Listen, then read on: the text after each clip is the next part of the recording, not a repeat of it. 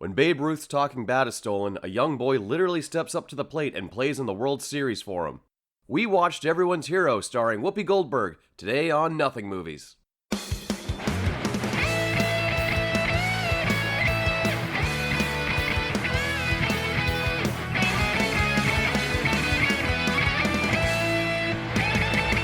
Hello, however you wish to self-identify, and welcome back to Nothing Movies, where we ask the question, the f*** is this? It's the podcast where we go through an actor's filmography and choose the most anonymous and culturally untalked about movies that they've made, and decide whether or not they've got a certain something, or if they're just a whole lot of nothing. I'm Kaz Lesgard. And I'm Jameson Rafter. Oh, I like that. I like the little English that you put on that. I'll put a little mustard on that one, eh? A little spitball. Yeah, exactly. There we go. There you go, yeah. Today we are continuing our trilogy on the Nothing Movies of Whoopi Goldberg's voice. With 2006's Everyone's Hero. This is a podcast where we make fun of movies that other people have made. We take the art that people have spent years working on, and we try to mine comedy out of it, usually by pointing out the film's shortcomings. What is this, the elevator pitch? And today's movie is a passion project from a beloved actor who died long before his time and is also filled with many other lovely dead people that we miss. So that's what we're doing tonight. Yeah, it we're is. We're going to wring the jokes out of this. Also, it's a baseball movie, a subject that I know nothing about. Yes, so that's what we're doing. And Jameson, what a fantastic opening this is. I know, but like this is Do like. we want to peel back the curtain on this just to let people know what's up? This is take 7. This is take 7 for us. This is the episode that did not want to be made. So I didn't mention my last name in my introduction, and Cass said like, "Oh, so you're not the Rafter anymore." We're throwing it out. And we went on like this 2-minute tangent. So this is like what, our 7th or 8th go at starting this, because we tried recording a couple of nights ago. We did. Okay, so before we get into things, we're gonna start this podcast off a way we don't usually start a podcast off. We're gonna start off with a little public service announcement. Little housekeeping. Kids, listen. Are you listening to this? I feel like kids actually have better things to do than to listen to do 30-somethings talk about movies that aren't made for them. Movies that aren't within the demographic of films they should be watching. But I don't even know if adults listen to us. I know. Listen, if you are listening to this, let me impart some wisdom. I've been a little on edge lately, holiday season creeping in, issues at work, etc. And I'm kind of bringing that energy into the podcast. And in particular, when I was editing our last episode, Pinocchio 3000, I found myself bringing a real manic energy to the episode. And it came across in the recording. So in the interest of kind of slowing things down a little bit and approaching these episodes from a slightly more chill atmosphere, before the recording 2 days ago, before the recording that for the this first recording that we for this did, movie, for this episode, I said to myself, you know what? Let's see what happens when I take a little something.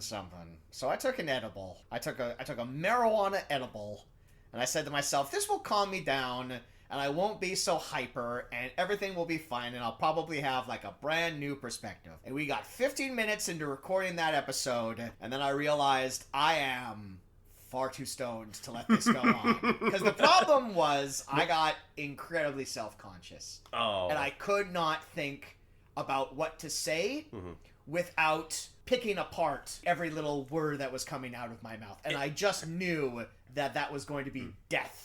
For that particular recording. If I may say, like, I didn't really pick up on that. If you had said nothing, I wouldn't have noticed. However, I was listening to you. I had a glazed expression on my face. You were giving some prime baseball information. And a subject of which I know next to nothing about. I had a look on my face like I was retaining all of it, but inside my brain, it was just the screaming goat. I think it was a goat on the end of a rope, and it was just like it was sinking in quicksand. That was all that was going on behind the eyes. I think what would happen was, like, you must have had something that has one of those delayed reactions. Because when I got to your place, we watched the movie first. We watched like an hour-and-a-half movie. You had taken taking an edible, and then it was time to record. That's when it must have hit you. No. No? It hit halfway through the movie. Oh, okay. And then I was that level of high the entire time we were setting up and we were talking. Do you remember? Because it took us like a good 20 minutes just to set up the laptop.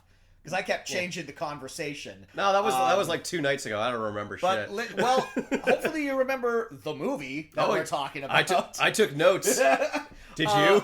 So anyway, PSA, don't do drugs and then podcast. Don't drug and podcast. Podcast and then do drugs to reward yourself for a job well done. I don't know how early Joe Rogan did it.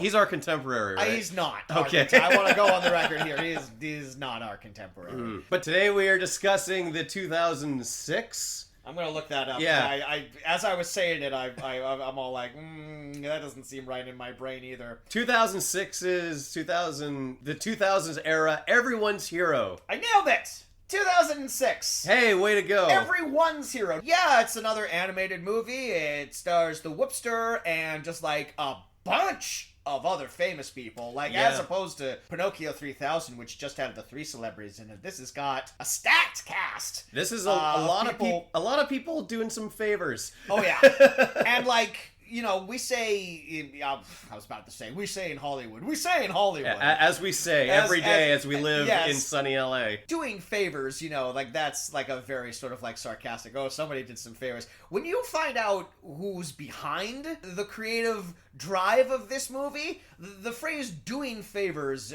takes on a different air to that extent. But we'll get into that eventually. Jameson, we're here ostensibly to talk about Whoopi Goldberg. Yes, again. Because that's what we have framed, this trilogy around.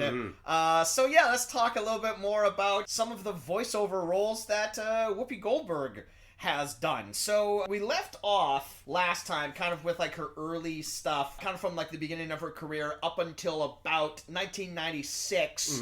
So from 1997 to about 2006, she does a bevy of voiceover roles, and going through her IMDb, the one thing that I have learned about Whoopi Goldberg at this period that I can say definitively is that she loves the Deke. Whoopi Goldberg I beg your pardon? is a tremendous fan of the Deke. She'll take the Deke all week. I'm, of course, referring to the animation studio, Deke. Yeah, right. Which made Inspector Gadget and other budget TV shows of that era. But no, she's in a lot of their projects. Is that like an acronym for something, the DIC? Probably. Okay. Probably something...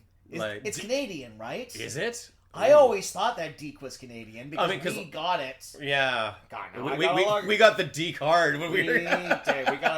We gotta look that up. I don't know. Yeah. Talk some more about your Deke experiences while I check that out.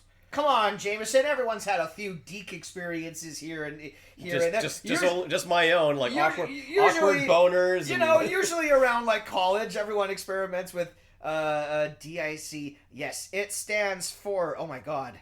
It's so frustrating. Oh, it doesn't even say it. It gives you like the entire recount of the history and the founders, but it doesn't tell you what it stands for. Deke Entertainment Corporation, also known as Deke Audiovisuel, Deke Oh, come on! Deke Animation City, Deke Entertainment LP, and Deke Productions, branded as the incredible world of Deke. Just tell us what Deke stands for! Maybe it's like the founders. Their names were like David, their last names, Ivan, and Curtis. All right, well, you know what? That's information that I don't have, and it's not readily apparent. But anyway, she appeared in a whole bunch of this. Cool. So she appeared in a Deke version of The Christmas Carol, where she was the Ghost of Christmas Present, the middle one. Okay. She had the robe and everything, and she's all like, Scrooge, Christmas Live in the moment, live in the moment, yeah. Christmas is great and everything. That was a role that was styled to look like her. There will be 2 different types of animated roles Whoopi Goldberg takes on. Animated characters that are designed to look exactly like her, and animated characters that look nothing like her, which is why it's strange when Whoopi Goldberg's distinct voice comes out of, say, a Caucasian French nun, much like she did in My Fair Madeline. Oh. Remember Madeline? Little girl in Paris, lived in a house covered in vines. Yeah, the girl's name was Madeline. Yeah, there was like a nun and like a bunch of identically dressed schoolgirls. Exactly. But like young schoolgirls, not sexy schoolgirls? Well, Children. one would argue that the term schoolgirl should never include the phrase sexy, but we'll get off this tangent here. She did a Rudolph the Red-Nosed Reindeer animated film where she plays Stormilla, the evil queen. Okay, I missed that part of the song. She's that's the longer version. That's like the 8-hour version. She's Ranger Margaret in the Rugrats movie. Okay. She does a lot of educational cartoons at this time. She's in something that I watched in elementary school. She's in a special, I believe, this is another Deke joint. Mm-hmm. She's back under the Deke umbrella.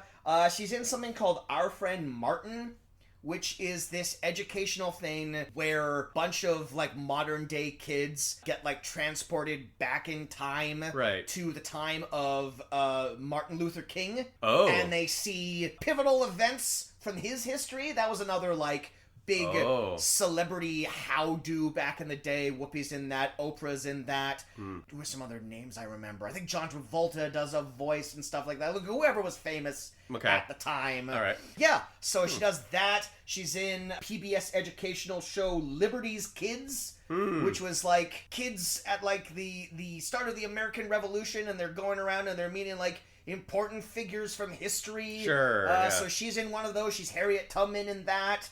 She's in something called Freedom, A History of Us, which is celebrities reading transcripts from like famous people as like newsreel footage goes over it. Like a Ken Burns documentary? Yeah. Okay. Basically, but it's like that. It's like the entire thing. 1999, she is in 27 episodes of a British cartoon, which is kind of strange. I don't know how they managed to like twist her arm to do that, but is she playing an American character, or is she doing like a phony British accent? Well, it is a show called Foxbusters, and it is about 3 hens who fight off the foxes that are trying to break into their farm whatnot. And it's Joanna Lumley and Jane Horrocks, who are 2 British actresses, and then Whoopi Goldberg. And to the best of my knowledge, no, she's not doing any sort of... Because I've heard Whoopi do a British accent before, and it is not...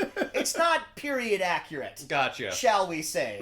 Whoopi's British accent is very much like, oh, hello, yeah, hello, like... yes, British. It's everyone outside of England's doing an impression of an English person. And she did eventually do some voiceover stuff that made it into movies that did eventually make it into theaters.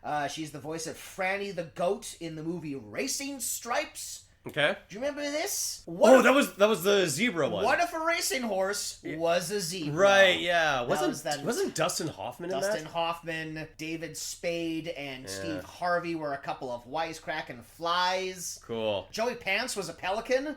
Okay. There's some comedy there. Yeah. Cool. And she's in the American dub of another British animated film. In Britain, it's a film called The Magic Roundabout. But when they transferred it over to England, to America rather, England too. yes, they changed the name of it to Dougal. Oh, I remember seeing trailers for that because that was Jon Stewart in one of his only acting roles. Yeah, Jon Stewart, Ian McKellen. Yeah, was William H Macy? William H Macy also in that.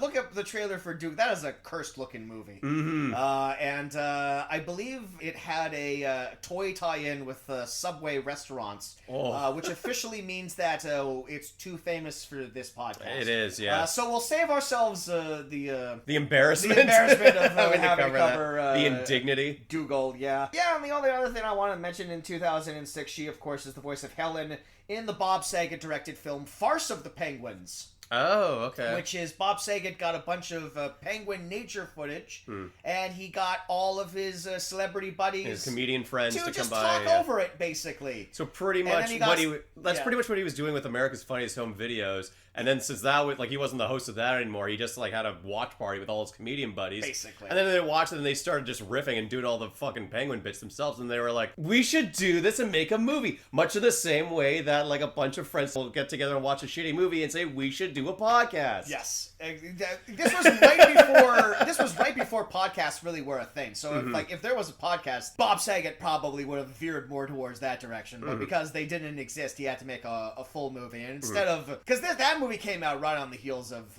March of the Penguins, Yeah. and they couldn't get Morgan Freeman to narrate, so of course they got Samuel L. Jackson. No, they probably tried. They probably called him up and was like, "Hey, Morgan, you want to do this?" And it's not like Morgan Freeman won't do garbage. Morgan, you got some hot garbage. Morgan Freeman will say yes to that. He's not above that sort of thing. He's certainly not. Mm-hmm. So that's interesting. It sounds like, at least in Whoopi's early career, when after she had like her Oscar win, and she had like this string of successes under her belt, she veered in towards doing educational stuff for kids. Good on her. Yeah, she did like a lot of that type of stuff. And also, I mean, like the other thing, sort of like side project for Whoopi for so many years, of course, was the whole comic relief thing that she did with Robert Williams and Billy Crystal, which was like all of these benefit concerts and like touring USO shows that were all for charity and everything. So yeah, Whoopi Goldberg has always been a very altruistic person. She always gives back to whatever communities she is part of. She's always been a big queer ally. Yeah. I mean, anyone who's the star of Sister Act has to love the gays a little bit. Because that's a fantastically gay movie. Knowing how much the Catholics love the gays. That is really weird. That is like a very Catholic movie, and yet you watch it, and even though it doesn't have any gay characters in it, it's such a queer movie. It's so part of that canon. Not as much as Sister Act 2 Back in the Habit, I'll tell you that much. That one is much more gay than the other one. Well, but anyway, with a punny subtitle like that, that's you gotta admit that's like if they were to call Sister Act 2 and not give it Back in the Habit, like everyone would be thrown up in arms, you know. That's like when what greenlit the script. That's like when they got around to doing the sequel to Now You See Me, and they didn't have the subtitle Now You Don't. So it was right there. What are you doing? You know what? Well, I'm not to go off track, but what would you do if they ever made a third one of those movies? What do you call it then? Now you have to keep the Now You blank. Well, but now you need to keep the convention. You would just call it Now You See Me 3 because they called the other one Now You See Me 2. Now You 3 Me. Oh my God! You did it! Yeah. You did. If that spike in the audio right there is me smacking the hell out of my knee because I was astounded by how much Jameson just nailed that. Yeah. Thank you so much. More than just a pretty face. All right. Should we talk a little bit about the subject of baseball? Sure. We talked a little bit about this last time while you were on your drug trip. So we don't need to like go over the same stuff that we covered always because we do have like cover on the thing.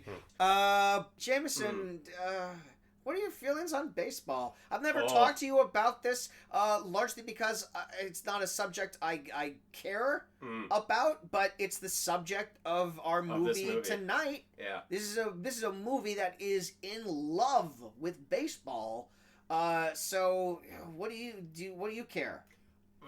Do you?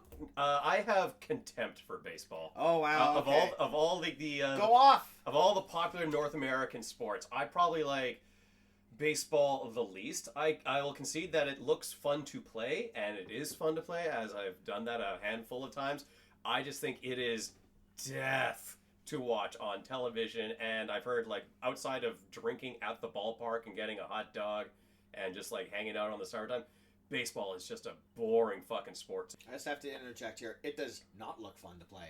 It looks deathly boring, which is the problem I have every time a baseball movie is on. I have been told that the major appeal of the game itself is what you don't see. It's a mental game between the pitcher and the batter. And when I had that explained to me, I was like, oh... yeah, that still sounds really boring to me. That's boring. Yeah, okay. That's something that I can't participate in. Yeah. I think a lot of stats nerds really like baseball, but you talk to any kind of baseball fan, and they get way up their ass about the history and the legacy of the game itself, as if like no other sport in the world has a legacy to itself. Well, I know it has a lot of math in it because Moneyball is a thing that exists, and that movie was entirely all about. Well, that's what about baseball, but math, and then that's how we win. Well, I mean, most major sports will have a degree of like stats that go into that, and that's how you decide to like manage your money in a way that you get these players that are statistically going to excel in these positions. I don't want to get super into it. Sure. But, like, long story short, I'm not a big fan of baseball. It's one of my least favorite sports. Okay, what about baseball movies? Any baseball movies? Any middle of the afternoon TBS Superstation come to think of it, classics. I mean, I have seen Angels in the Outfield. Dude, that was the first one I went to. Yeah. Which is not a serious baseball movie, but it's absolutely... It's one of them. Oh, man. My memory of Angels in the Outfield is that it was the very first movie I ever went to in a theater where me and my dad were the only people in the theater. It was a private screening for the both. It wasn't literally a private screening. You rented out a theater just so you could have a private experience. My dad was a pretty big wig down in the Cracker Factory. No, it was like an afternoon showing, and no one went to see Angels in the Outfield. It was probably the 5th week that it was playing. Yeah. But it was the first time that had ever happened. It was the first time I could ever be all like, Dad, we can say whatever we want, and we were running up and down. And then you yelled out and said, "Fart." I don't know. I've also seen the big ones, Field of Dreams, Major League. I saw. I've seen Field of Dreams once. I don't remember much of it. I saw Major League for the first time a couple of years ago. Gotta tell you, did not care for it. Neither did I. Really get the Some people claim that's like a classic. That's like a classic comedy staple. I remember liking Rookie of the Year just because I like the idea of a kid playing baseball, professional baseball. Well, hey, that ties into the subject at hand. This movie, yeah. But there also are a lot of that's a big subgenre of the baseball genre is the children's film.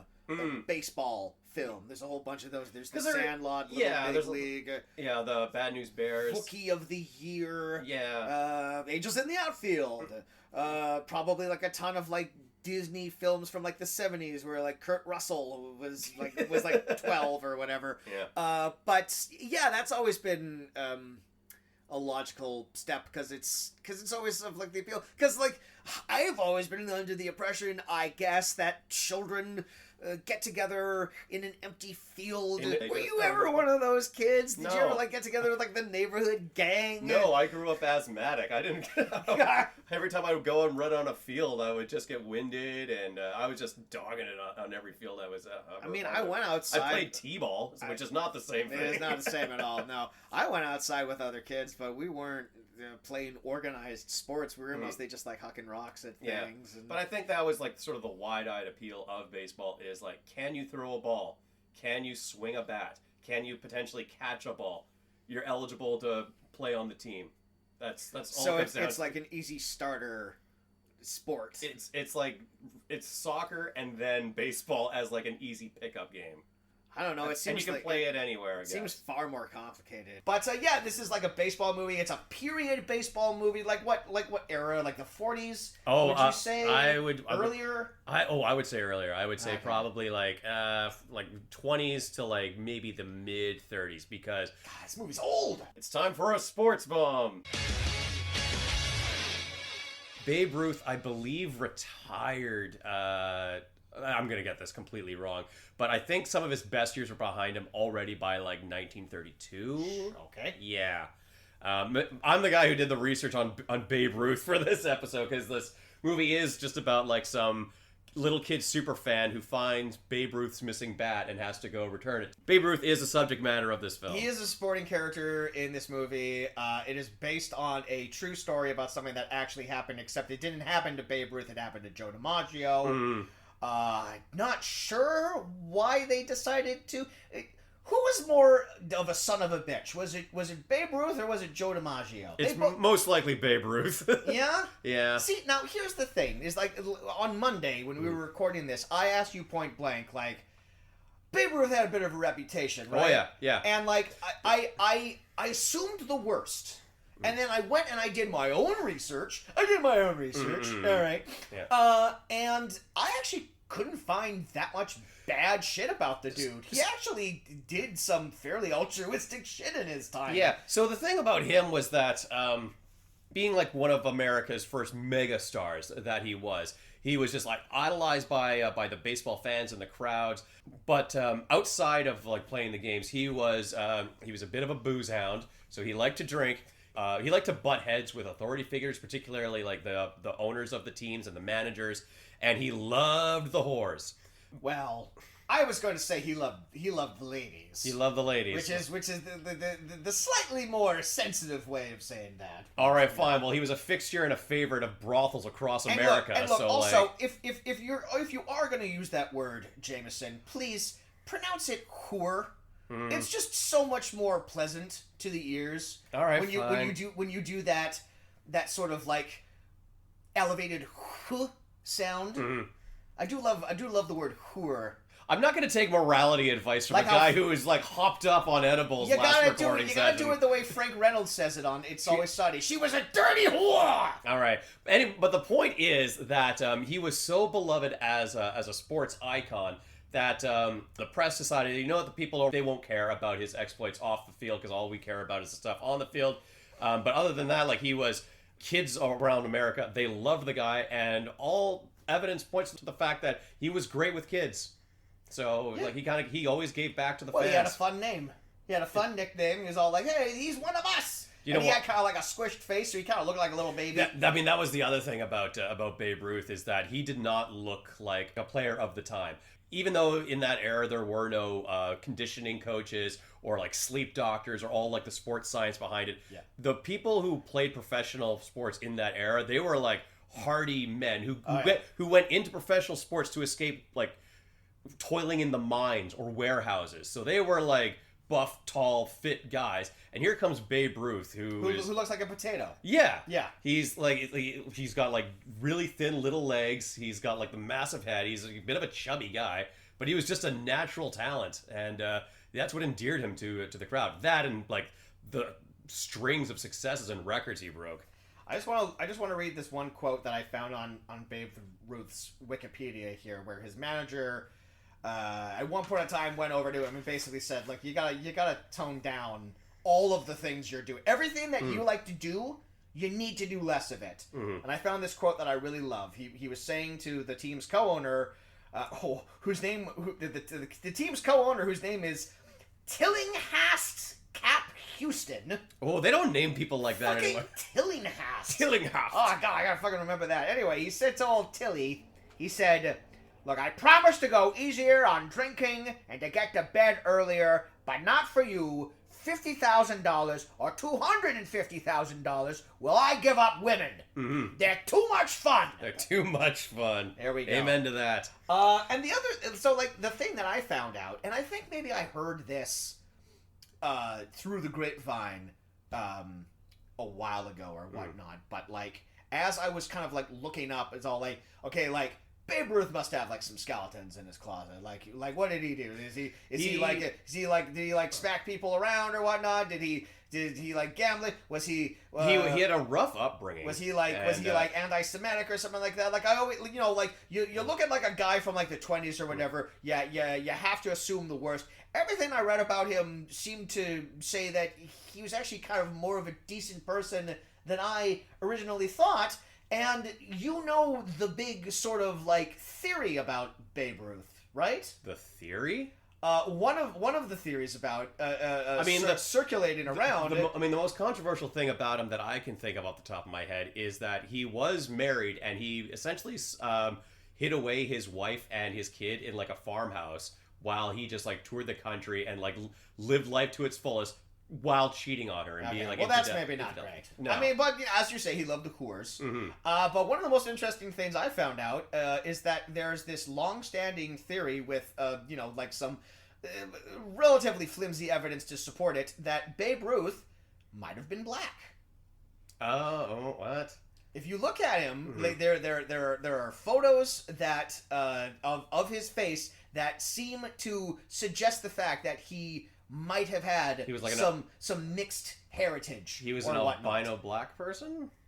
He wasn't albino. I mean, like, if you look, hold on, I'm going to show you I'm going to show you his Wikipedia photo right now, and you tell me that there's not like a possibility that could be a person of mixed race. I don't know, man.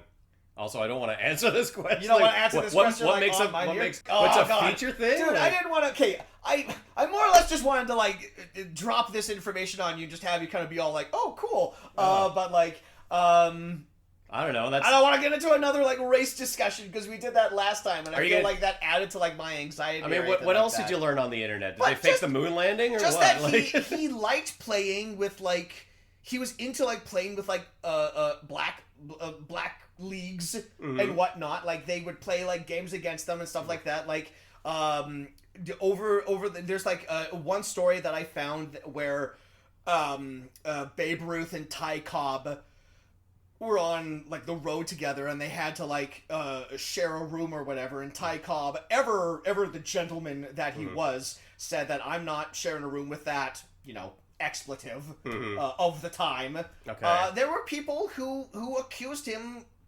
back then, and there are people who suppose nowadays that he might not have been a white man. Okay. And I think that's kind of interesting. Okay. You know? So I don't know. I thought it was worth bringing up. I don't know. Do you have any more other Babe factoids? I mean, he was called Babe because originally when he joined teams, he was just known as the Baby because, you know, he got into the majors when he was like 19. I thought he was named after the pig. Yeah, that's right. And I don't know, the last thing I wanted to bring up was his diet, but other than that, it's like... not good? I'm No. guessing. No. A lot of big league chew. That probably wasn't a thing. No, it wasn't. I mean, do you really care, or do you want to just get going on the discussion? Do you have his... I don't know. Do you have, like, his... I don't know. I had like, way more stuff that we brought up last recording, but, you know, that's probably just lost to time now. You know what? Because you brought this up last time, and because I don't want to go the entire episode without adding in the sound effect here, why don't you give us one more patented Nothing Movies Sports Bomb?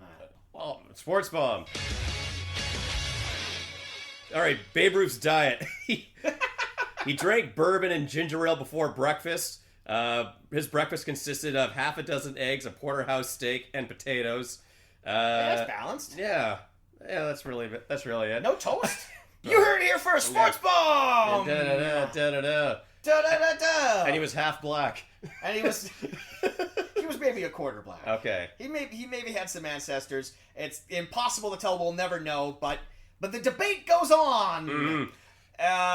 And we will get to the bottom of it through this movie. Yeah. Through this animated movie from 2006. We'll finally answer the burning question: who was Babe Ruth, and what was he? Okay, so let's just go ahead and talk about the movie. We'll take a little break here, and we'll drop a charity bomb. Oh, that's what we should call it instead of charity shout. We should just call them charity bombs. We can't have two things called everything's a bomb. I thought we called like the charity spotlights. 2023. Everything on our podcast is a bomb now. Our podcast has been a bomb since for like 4 years ago. That's been the jokes write themselves. Mm-hmm. I'm starting to think that maybe I'm still on drugs. That was good. Are you alright? I don't know if I'm ever off. I'm happy to see that you've taken the steps to calm down and to make yourself less manic. Is that true? Yeah. I feel like I'm building myself back up to how I. No, am I not there already? Oh, okay.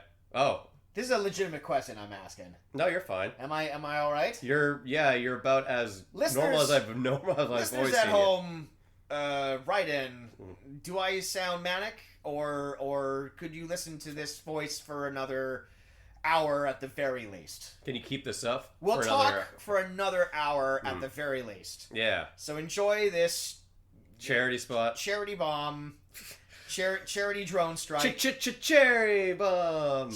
I like that. Yeah. Oh man, now All right. Now we gotta call Eddie and get him to do a cover of Cherry Bomb, but it's Charity Bomb. All right, everybody, write in. Tell us what you want to hear. To let us write in. Is it Charity Bomb? Is it Cherry Bomb? Is it Sports Bomb? Is it Charity Spotlight? And is Kaz manic or not? Write in. You decide. We're not gonna give you. You have the power, listeners. We're not gonna give you the address, but write in anyway. Tweet at us while you still can. If any letter makes its way to either of us, no, we won't accept tweets.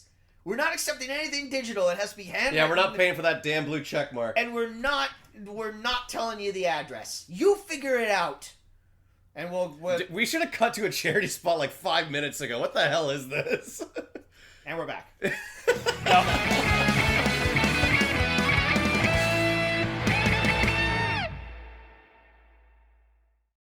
For today's episode, we're covering the final theatrical film of both Christopher and Dana Reeve. So it just makes sense for today's charity shout-out to spotlight the Christopher and Dana Reeve Foundation. Living with paralysis is a deeply daunting and heavy task, not just for those afflicted, but for their family and friends as well. The Reeve Foundation is a brilliant resource for the newly paralyzed and their caregivers, where you can find all the information you could ever need on topics such as the conditions and side effects of paralysis, costs and insurance, rehabilitation, home life and traveling tips, frequently asked questions about wheelchairs, and general tips on day-to-day living and how to continue working, playing, and living. Their toll-free information specialists are on hand to answer questions both over the phone and online. And their website is full of fantastic information on all the current studies that are currently being worked on for both living with paralysis and developing tools to perhaps one day help those afflicted gain back a fraction of what was lost. To make a donation, or to see what you can do as a volunteer, click the link in our show notes, or visit christopherreeve.org/donate.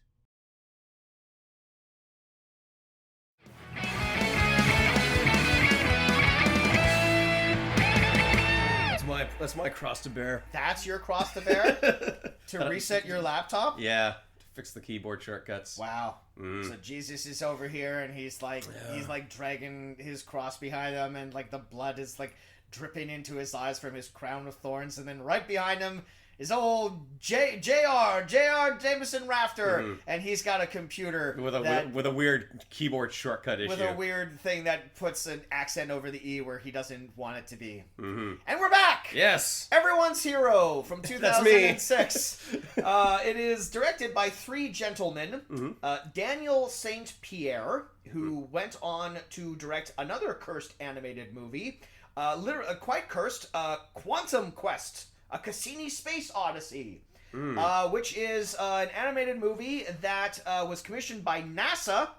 It has a whole bunch of celebrity stars like William Shatner, Chris Pine, and James Earl Jones, and was never released. So yeah, it's sort of it's famous lost media. Really? That you can never watch.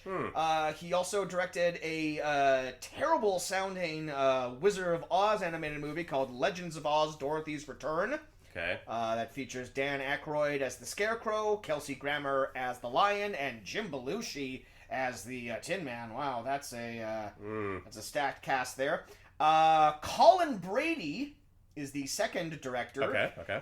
He mostly moved on to faith-based animated movies after this. He has a series of animated films called Yesido, which is about a little bird who helps out his friends and learns the way of the Lord and whatnot. So that's the second director of this. There's a huge market for animated Christian films. Oh, fuck yeah, of course, because half the shit that we find on Tubi, if you just like sort by categories, you check the animation one, there's a shit ton of animated movies that you have never heard of, and they're all Christian themed. Because these poor Christian kids who are grown up in these houses and their parents decide what they can view in media and stuff like that, they don't have any other choice. Yeah. I mean, perfectly exemplified by a recent book that I was reading recently called Invisible Boy by Harrison Mooney, and he had to talk about all of the Christian animated shit that he was forced to watch growing up because they just didn't allow non-secular cartoons. Or is it secular cartoons? Secular means religious, right? Secular means like you'd have no real faith in anything. Oh, okay. So Everyone's Hero is a secular cartoon. I suppose. Possibly. Well, it has a Christian director, so maybe it does. But there's like God hardly makes a mention in that movie. I don't think they substitute Babe Ruth for That's Christ. Right. Yeah, Babe Ruth is our Jesus Christ figure. And the third director of this movie is let me look here. Christopher Reeve. Yeah. Why does that name sound familiar? He was the original film Superman. Oh! Yeah. Oh, Christopher Reeve! Yeah. Oh, star of Death Trap and Noises Off. Yeah. And Somewhere in Time. Yeah, famously... Street Smart. Famously fell off a horse and got paralyzed. Yeah, Christopher Reeve. Think of one more Christopher Reeve movie cast. Speechless! Yeah. That's not Superman. This is me going through the Christopher... Yeah, this movie is the final film directed by famed Superman actor Christopher Reeve. He died before it was released. He died in 2004. Is this also? And then the film took another 2 years to finish completion. Yeah, and that was primarily like why this movie stuck out in my mind and why I wanted to cover it. Like, hey, it's got like a really stacked cast, mostly of I assume Christopher Reeve's celebrity friends. Of course. And also he directed. I didn't even know he was a director. So he directed 2 other movies other than this. The interesting thing about it is every movie he directed was after his accident. Really? Yeah, so he directed 2 other TV movies in this. There's a director's chair joke in there somewhere that I don't know if I want to make. Yeah. I think he just made it. Yeah. I think he just inadvertently made it. Yeah. It's because he had to sit down. Yeah. Because his body didn't work. If it doesn't count to me.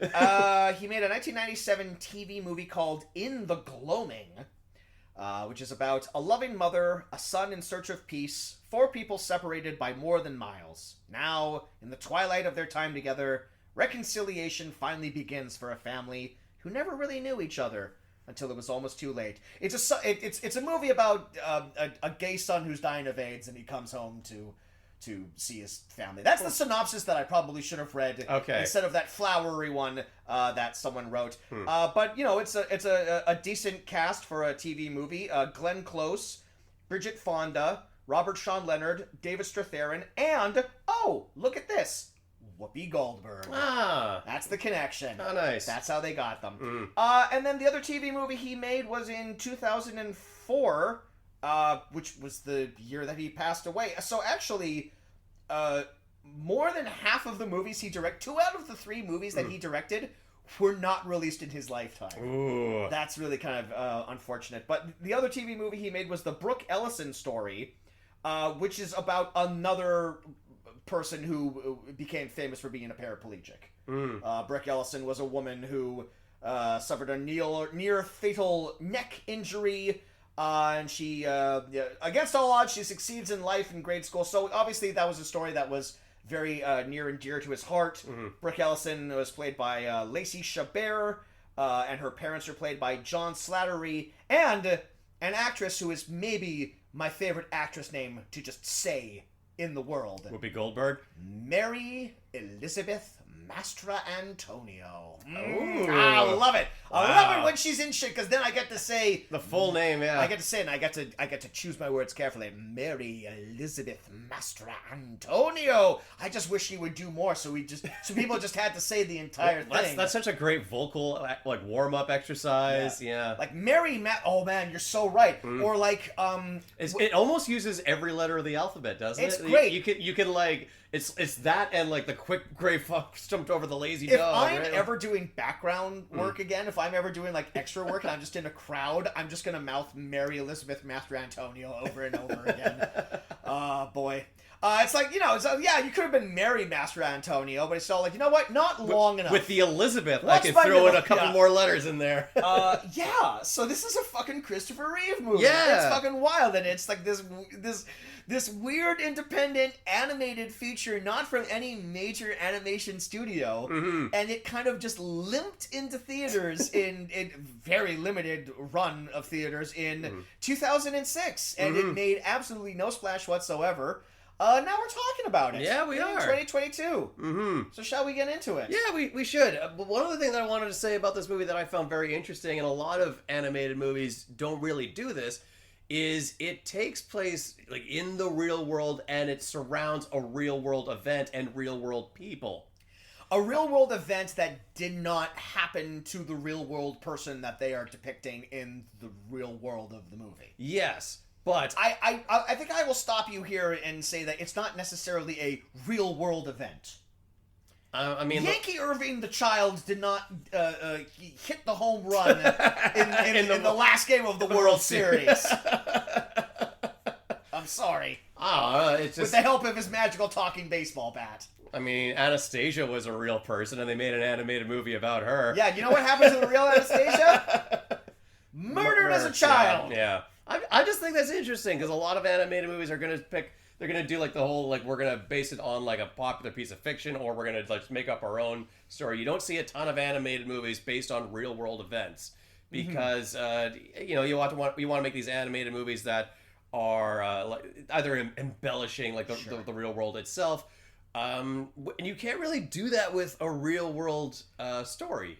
You don't really see a ton of children's entertainment centered around real life athletes either. Yeah. I mean, the obvious one that comes to mind are the two Space Jam movies, which are kind of cartoons. Yeah. To an extent. And based on like the weird circumstances around Michael Jordan's transition from basketball to baseball. Right. And then they've just thrown the Looney Tunes and then also just so like hand waving away like all of like the not great stuff. Like they do mention the fact that his father has passed away in between time, but they do not mention the fact in Space Jam that his father most definitely was murdered over gambling debts. Mm-hmm, yeah. Yeah, they didn't test well with audience. They did. Porky Pig did record a line mentioning that, but it didn't make it into the final cut. But yeah, just like Space Jam, it takes a real world event and then it just throws in all this fucking shenanigans in there to make a movie about it. And I just think that's interesting. I know there was at least one movie. I believe it was The Pride of the Yankees, where Babe Ruth appeared as a supporting character and he played himself. Okay. There is a history. And the whole Michael Jordan, LeBron James thing kind of like ties into it. There is a history in movies of athletes cameoing sharing their life story but playing themselves. Babe Ruth played himself in the Pride of the Yankees movie. Muhammad Ali made a Muhammad Ali biopic when he was in like the prime of his career. Really? And he just played himself. Interesting. And he got other people to like play like the actual people in his life. Huh. And I'm sure there are other examples that I can't think of right now.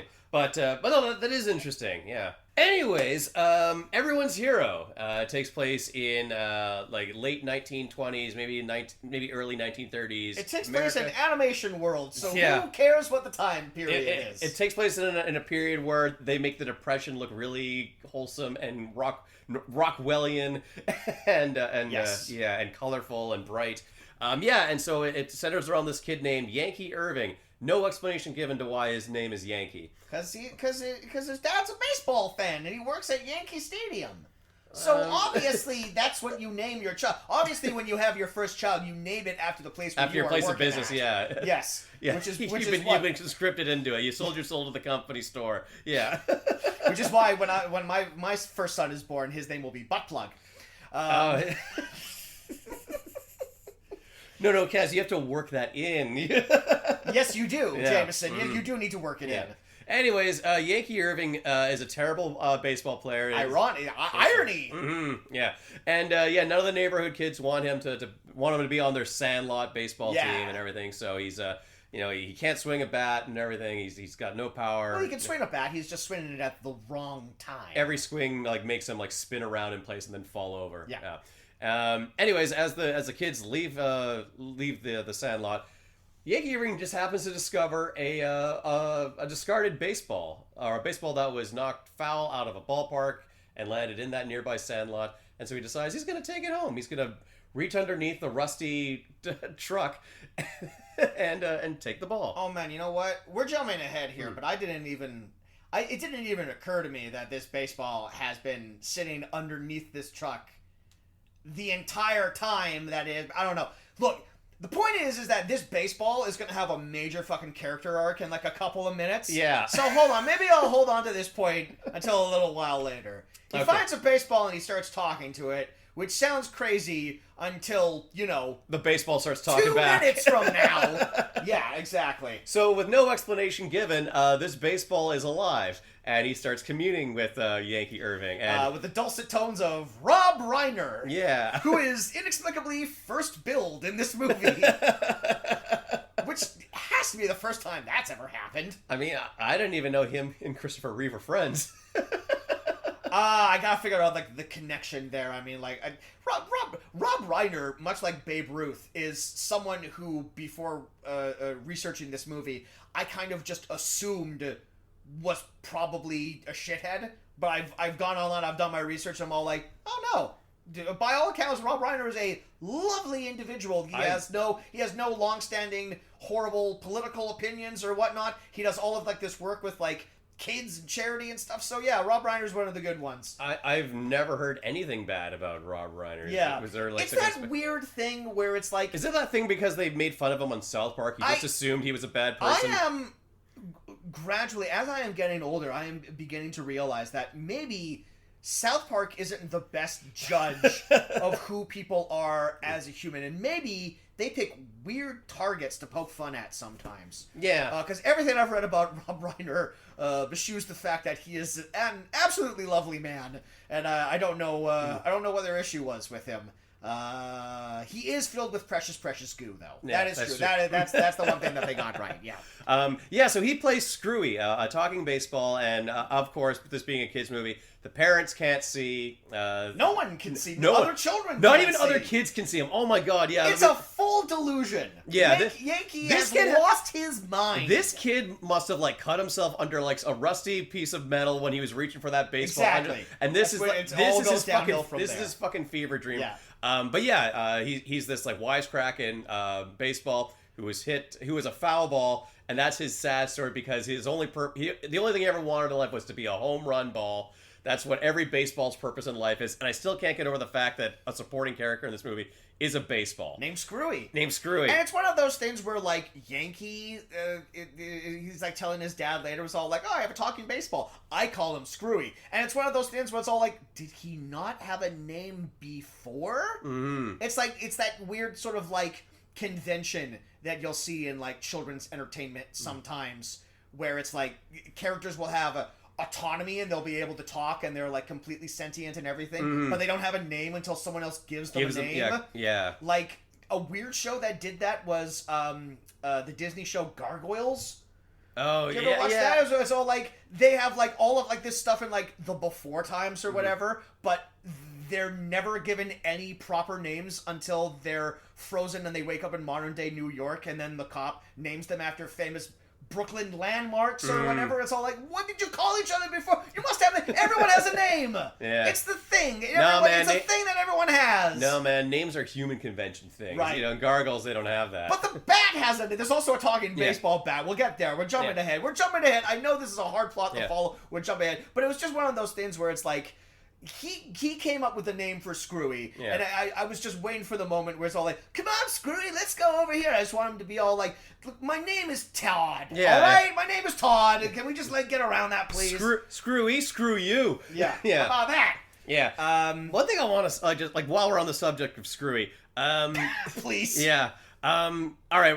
Rob Reiner has like a bulk of the dialogue in this, where he just most likely was just given permission to just riff everything. So this guy almost never shuts up. Sometimes he's funny. Most of the times he's not. I will say like Rob Reiner has like a good wisecracking voice to be paired up with in a kid's movie. So I'll excuse that. What I can't get over the fact is how ugly they made him look. And when your character is basically a sphere with a face on it, there's not a hell of a lot they can do. They could have like taken away the bags under his eyes. He just looks miserable. I'm just gonna say maybe some things don't need to be anthropomorphized. Yeah, you know, or just like given like features. You know, it's not like you can't just like slap eyes on everything, just like Pixar style, and say like that's a look. Then you got to figure out like, all right, how's this guy emote? How does this guy move? Because it goes everywhere from like, okay, he just hops everywhere to he rolls. And then you got, okay, how does he roll? Does he roll like over his face, or does he always have his face like out to the side, so he just rolls like he's doing cartwheels everywhere? And it's a bit of both. Whatever the story needs him to do. Kind of the issue that I had with a movie that I saw earlier this year, the Marcel the Shell movie. Oh yeah, which is a very cute little movie that I liked a lot. It looks adorable, but it introduces this idea that there are other living shells, and then as the movie goes on, there's more and more like small little like bits and pieces of like random stuff that you find around the house that apparently are all sentient. Like I guess like nuts are sentient. There's a sentient tampon at one point. Oh god! And it's just like little things like running around and everything. It's all like, okay, it's like a cute little community. But then you ask yourself, it's all like, well, why isn't the cork sentient? Why isn't like it's like, okay, but Marcel's like pushing around an eraser. Why doesn't the eraser have like thoughts and like a family and shit? Like where does it begin and where does it end? Yeah. That's the thing. It's like these movies never figure it out. What I didn't realize is that you drew on something that I hadn't actually considered. So Screwy has been underneath that rusty car ever since he got hit out of the stadium. Yeah. And he like rolled under there. I was always under the assumption that he was like a lost ball that like the kids were using. But like no, it's far more depressing than that. Yeah, at the start of the movie when they're showing like the opening credits, you're seeing the POV shot of a baseball. I imagine that was Screwy. So did this just happen? Yeah, because I was under the impression the way like Screwy is bitching and complaining about this, it's all like he's been lost for like decades or whatever. I guess baseball's not even that old at that point, but well, anyway, it would have been a few decades at the very least. Anyways, so. It's when Yankee meets Screwy that we get the first glimpse of how sometimes weird little bits of this movie look very good. Like the animation is like a lot more fluid than we're expecting. Every once in a while, there's a few animation hiccups. The B team took over. Shall we say? The continuity person took a lunch break. And there's one moment in particular where I want to see if I can get like. Because we had to rewind a couple of times to see if we weren't crazy. The sequence of events, it's a very simple little scene where Screwy is trying to get away from Yankee. He's hopping around. Yankee wants to capture him. Listener, picture two boxes, one on the left, one on the right. They're like shoebox size, and they both have lids on them. Inside of you were two boxes. Sorry, I just don't go on a Schrodinger's cat bullshit here. Don't make it more... Okay, listener, there are picture two boxes side by side. They're shoe boxes. They both have lids on them, and they're both in a closet. Right. All right. Now imagine a talking animated baseball jumping into the box on the left, which again has a lid on it. And then Yankee Irving from off camera going, gotcha, and then tackling the opposite box that we just saw the baseball go into. But then he grabs the opposite box and Screwy jumps out of the box that we know he's not in, which also has a lid on it. It's a little hard to describe. Yeah. But it's definitely one of those things where it's like, did you catch that? Did you see that? You definitely noticed it. Yeah. Wild. Which isn't to say that like across the board the animation is bad in this movie. There are some moments where like you're seeing like a character gesticulate or. Like the interesting character designs, like the really tall, lanky ones, will do like interesting, fun, cutesy poses, and they're animated well. And you're like, okay, yeah. And then every once in a while, you'll see like a guy's run cycle from behind. Yeah. And like the animators forgot how to do that. There are two pieces of animation in this movie that I actually thought were quite stunning, and actually weren't anything remotely like anything else in this movie. There's one background that we both commented on. Yeah. It's just like a very minor scene where like it's like right before dusk and the sun is setting and Yankee and another character are like running away from a house and it's just like this whatever dialogue scene, nothing really important is going on, but the sky and the background is like this beautiful blend of like blue and purple and it's like detailed and it's all like why is there all this effort all of a sudden put into this background? Like the movie takes place in the 30s, like primarily in cityscapes, so everything is drab and gray or brown brick buildings, or it takes place in like the Dust Bowl era countryside, and yet all of a sudden this sunset looks like God himself painted it. Right. Yeah. One animator clearly spent like 5 months just on like that sky alone. Yeah, or maybe it was the first thing that they worked on. And then they got less enthused about the project. Got tired, and then one of the directors died. And then there's another moment where the villain of the movie is on a phone call in the rain, and he's hit by a lightning bolt, and his like just for like a split second.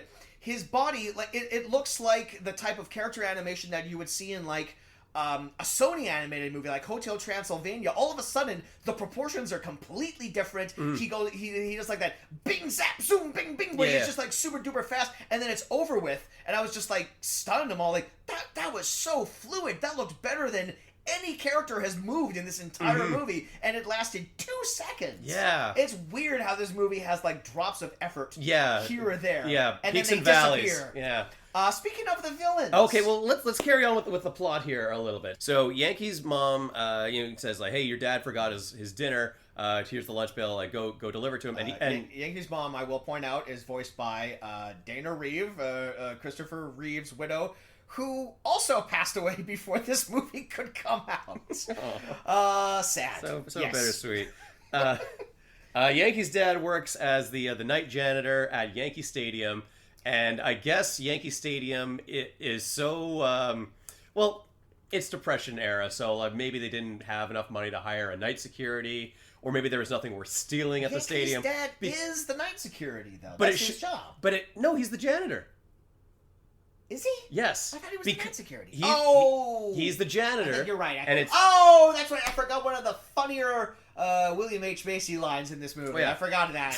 Sorry. So yeah, his dad's working at Yankee Stadium, and they have a bonding moment about something. His dad is voiced by Mandy Patinkin, making this a Princess Bride reunion. Yeah. I mistook him for Nathan Fillion.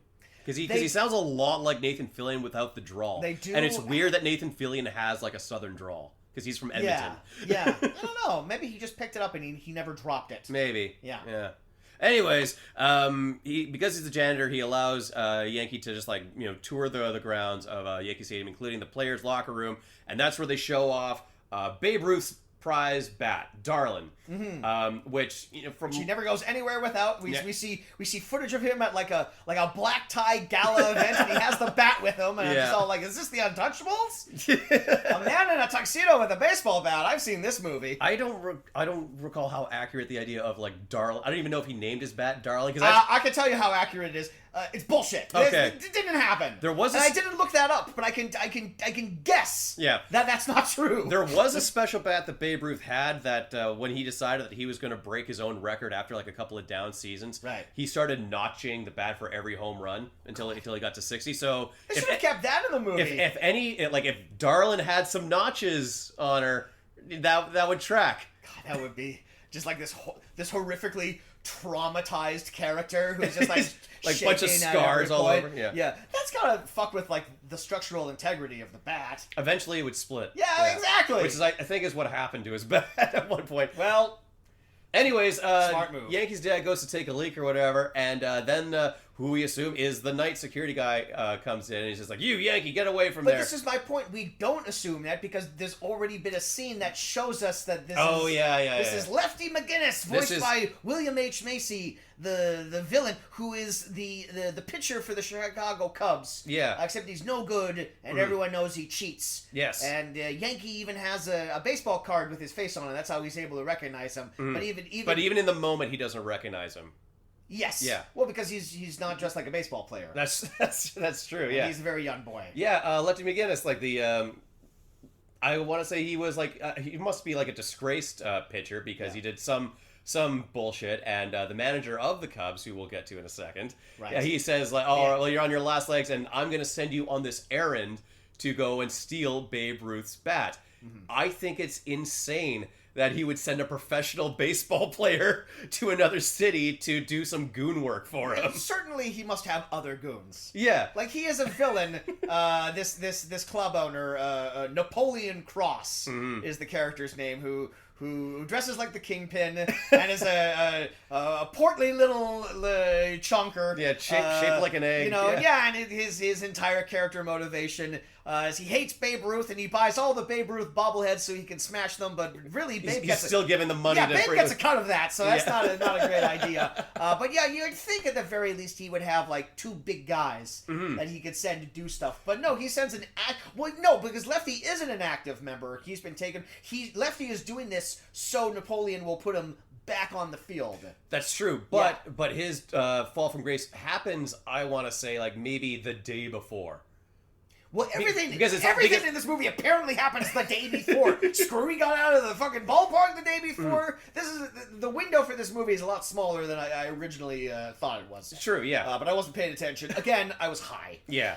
So he steals the bat. And wants to give it to the manager of the Cubs, Napoleon Cross, because then Babe Ruth won't be able to strike out because Babe Ruth.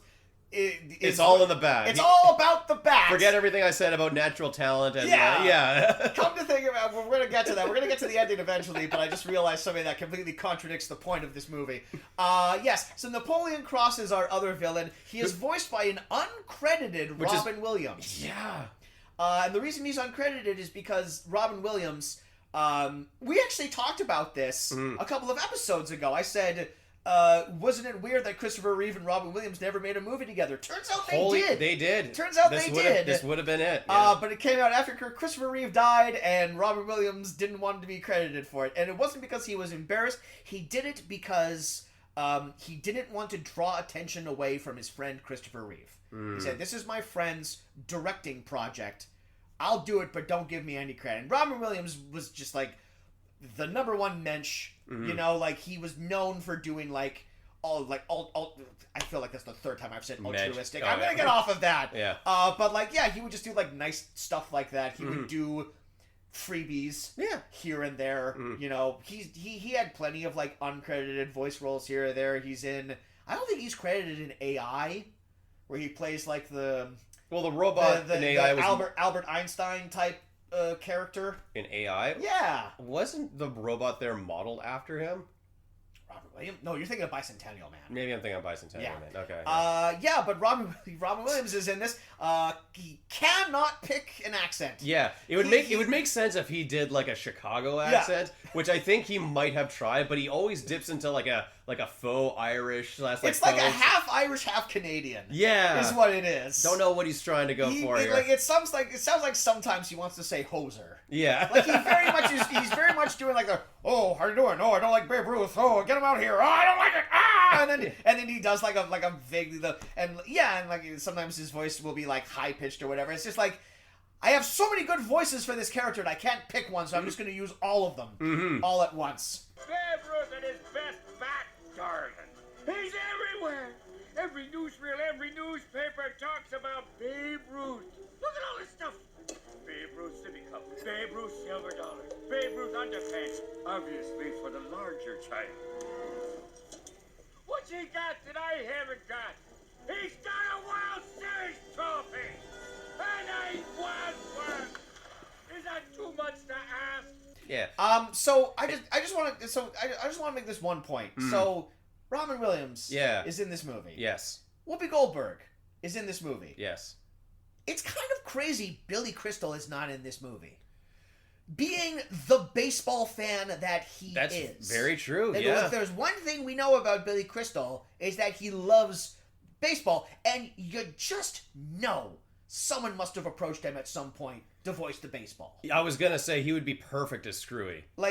No offense to Rob Reiner. Rob Reiner is no one's first choice. That is after Billy Crystal and several other Jewish comedians turn you down. But even just like looking at like the way the baseball is animated, it looks like Billy Crystal should be voicing that fucking It looks thing. like Mike from Monsters Inc. Yeah, without any arms and legs. I don't know what he was doing at that point in time. I don't know why he said no to this. I can't even prove that he was offered this, but like I just bet that he was. Yeah. Cause I don't know. That was my point that I wanted to point out. It's weird that he's not in this. So the next day, the cops go to Irving to the Irving household. And they accuse the dad of stealing the bat because he was like the only guy working that night. There's one very low-waisted cop. Yeah. Yeah, the manager of the Yankees himself, who's got a weird, fucked up looking neck, he comes by who's voiced by like an actual baseball person. I think was it like the commissioner of the league at the time. I don't know. Because the sports fans listening to this need to know. And Irving says like no, my dad wasn't the only one there. There was also a security guy. And that's when they say, like, wait, well, how would you know that, kid? Wait, you were at the stadium, too? You let your kid come in there after hours? Yankee Irving Sr., you're fired. And, Joe Torre. Okay. As New York Yankees manager. Does that name mean anything to you? No. Okay. Either the character name or, like... Joe Torre is an American professional baseball executive. Oh, so he's not even a player. All right, never mind. Okay, he's an executive. Oh, that's cool. Let's give an MLB executive a role in this movie. Yeah, why cast an actor? For all the children. Why cast an actor? Irving takes it upon himself to go and track down the bat because he clues in that it was he naturally assumes that because it was a disgraced pitcher it was the only you can't be trusted. Yeah. So he says, okay, we got it. He's probably going to Chicago. So they sneak across a clothesline that can support a human body. Man, these clotheslines in 1920.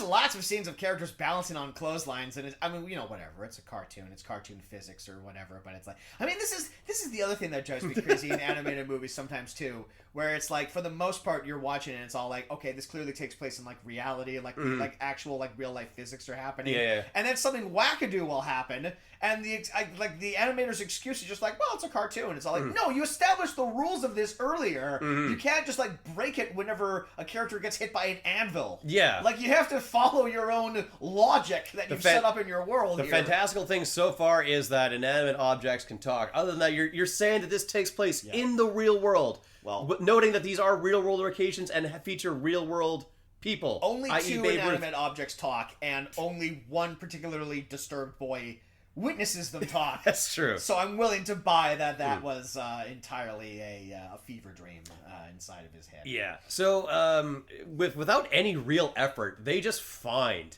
Lefty McGinnis at Penn Station. Like, really on like the first, they look around for like maybe half a second and there he is.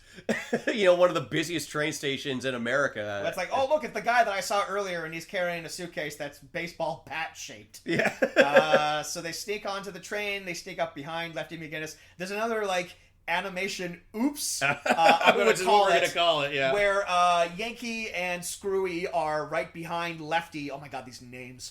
And what a terrific era.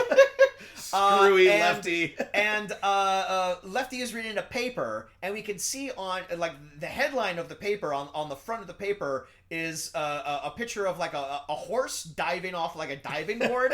And then so like Yankee and Screwy look over his shoulder, and Yankee asks Screwy, "What do you see?" And Screwy, being our regular cut up and everything like that, said, "There's a horse jumping off a diving board." It's all like, okay, but that's on the front of the newspaper, so you would not have seen that. Yeah, well, it could be like continued on page, It was a very slow news day back in 1920. Pages 1 through 8 were all about the horse diving. The day after Yankee Stadium has a break-in, breaking news: a horse jumps off a diving board. Not remotely front page news. So Yankee steals the bat, and there's a fairly interesting chase scene that goes on the train. Shenanigans. Well, because there's two trains that are leaving at the same time, so these characters hop between the two trains. I had never seen that in like even good action, like live action movies. Well, because that's very hard to do in an action movie. I'm sure like a Bond movie could have pulled something like that off. off. What's that movie where like they're hanging on the outside of the train, and then the other train comes by, and then they have to squish up against the side of the train so they don't get hit by the train? Is that one of the Mission Impossible? I feel like that's a Mission Impossible. Yeah. Oh no, I know exactly what that is. That is the video game Splinter Cell. Oh, okay, I so wasn't not even a movie, thinking of a movie. Never mind. Anyway, I think it's an interesting shot action sequence where like they're chasing everybody down, and then one guy's like running on top of a train, and you can look down at the other train and see the character he's chasing. Sure, it helps that it's animated, because in animation you can do anything, whatever you want to do. That's why all my movies are animated. Anyways, they give Lefty the slip, but the ticket guy, who is the exact same character model as the police who goes to the Irving household, just with a recolored mustache or whatever. Yeah, we were laughing at how no, the ticket taker was the necklace baseball manager. That's true, yeah. And we started laughing at the fact it's all like, get off my train! My brother's a baseball manager, and I'm upset about his success. Get out of here! Because it is. Throughout the movie, we start to realize, they're reusing a lot of character models. Yeah. So Lefty's kicked off the train. And is this when he meets the hobos, or is this? Well, no. First, he looks inside the suitcase. Right, that he stole, Whoopi Goldberg. I forgot. We meet the subject of our fucking thing. Yeah, Whoopi Goldberg, who voices Darlin the baseball bat, and another really poor character model design, because there's nothing you can do with a baseball bat. Yeah, it's literally they just took a baseball bat and they gave her lips and eyes. Lips and eyes, and you wanted to fuck that bat. No. Let me clarify. Okay. I don't want to fuck the baseball bat. My first thought when I saw the baseball bat is that, oh no, there must be a lot of porn of this baseball bat on the internet, because they give her the fucking dick-sucking lips. And I don't know, and it would And be the so... bedroom eyes. Because And all you do is you hold the baseball bat out like that, and then you turn your hand upside down, and then it's dick level. So I just know someone has made that... I know that porn exists. I'm not gonna look for it. It hurts my heart to know that it's out there. And you know that it's out there. Because if it exists, Jameson, there is porn of it. The very next day after watching this movie, did you kick down the office door of the manager of the butt plug factory and was like, "Boss, I got a terrific new idea for you. We can have a tie into the movie Everyone's Hero." Over a decade later, we just like this tie into the thing here. Oh my god! It's just like I'm 37 and I've never once. Like, the thoughts in my brain have never connected so that I have imagined a baseball bat sucking someone's dick before. But I watched this movie, and now that image is in there. That's a reality that you have to contend with now. So Whoopi Goldberg. Whoopi Goldberg, who's fine as Darlin. You know, she does like a little southern drawl or whatever. Darlin's got like she's a big diva because she's Babe Ruth's bat, so she's an important bat. Darlin is very funny when she moves. Because she just rolls like there's like a funny thing where she's like, "Put me down, I'm getting out of here. I am leaving. Good day to you, sir." And then she can only roll in a circle because, you know. And it's just funny. There's like a scene later when she's trying to like comfort, she wants to like apologize to Yankee or whatever. And she's like, "Oh, I hurt his feelings. Hold on a second." She goes, "Whomp," and she just like rolls over. And it's just like, okay, there's no way to not make that look hilarious. Yeah. That's really funny. And it's just like, look, when you put eyes and lips, when you put a face on a baseball bat, the first question you ask... Okay, well, no. The second question you ask is like, am I dreaming? So, like, this is an object whose entire purpose is to hit things really hard. So is she just constantly just getting smacked in the face? Yeah. Or the back of the head? She should have like a missing tooth or a black eye or and something. There's even a scene later where like, I don't know, like she like falls from like shoulder height to like to the ground, and like Yankee picks her up and she's like, "Oh, what's going on?" And, like she's acting all dizzy and everything. It's just like, you take balls to the face on a daily basis. You can't get knocked out by that. You're supposed to just like it makes like incredibly hard contact with you. How does this work? It kind of makes sense that she and Screwy bicker all the fucking time. Oh yeah, just like cats and dogs, balls and bats. They're not friends. Naturally butting heads with each other, long-standing rivalry. Naturally butting heads. They are. Yeah.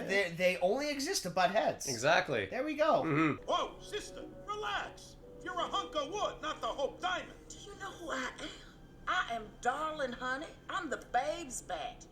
Born of a 1,000-year-old tree on the side of Mount Olympus, struck by lightning and carved by monks using the horn of a unicorn. Since when do monks make baseball bats? Are you calling me a liar? No, of course not. In fact, I was made from the hide of Seabiscuit and stitched together by Betsy Ross. This is. We're getting into the mind process of whoever wrote this. It's a smarter movie than you give They're credit for. sitting in the bleachers and they see a foul ball. It's all like, what happens to those foul balls? I bet there's a story there. That poor foul and ball. He turns to his wife and just says, "I'm gonna make that movie." And his wife Christopher orders another $6 beer. Sure you will. Christopher Reeve didn't write this movie. I feel like it's important to point out. Okay, Yeah. all right. He just fell in love with the script. It was the story that needed to be told. What happens here? Lefty gives chase again, but he gets taken out of the picture. He shows up. Yeah. Oh yeah, they're in like this little like ticket office. This really barren, like 30s era. Oh god, what does happen?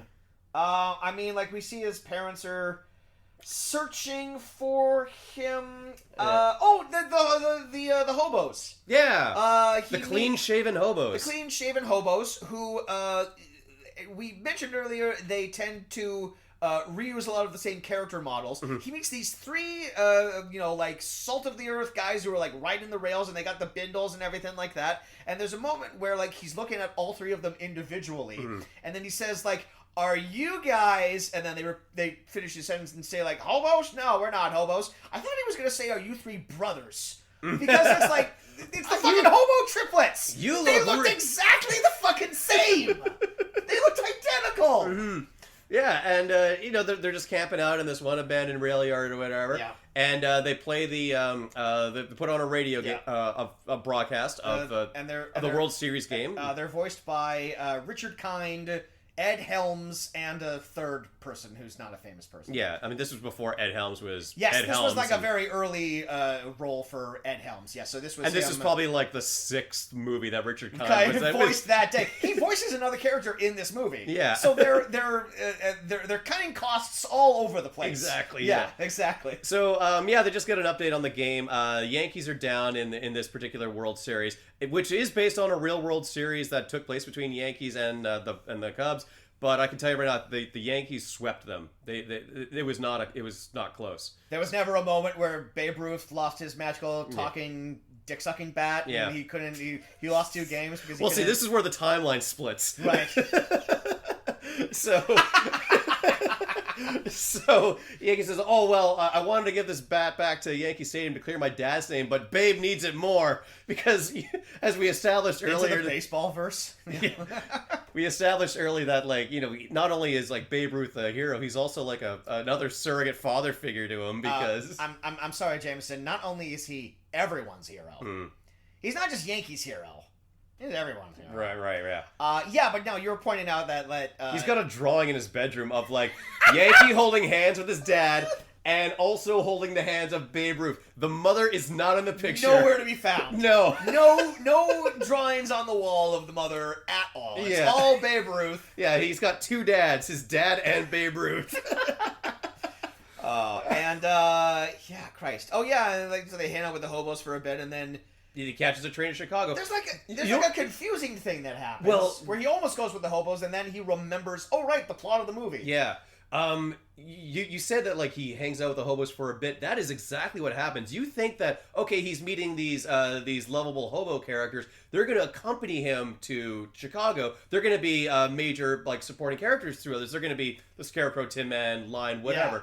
No. They're in like maybe that one scene where they listen to the game and then they are out of the movie. You can kind of cut them out of the movie entirely. I feel like the only reason that they're in there, other than the fact that maybe they were part of like an earlier draft of the movie, have to be, yeah. and they might have had more to do. This is also barely an hour and a half. This movie, Yeah. so it's like they probably would have. They might have cut a bunch out when they realized, look, 1/3 of our directing force is down.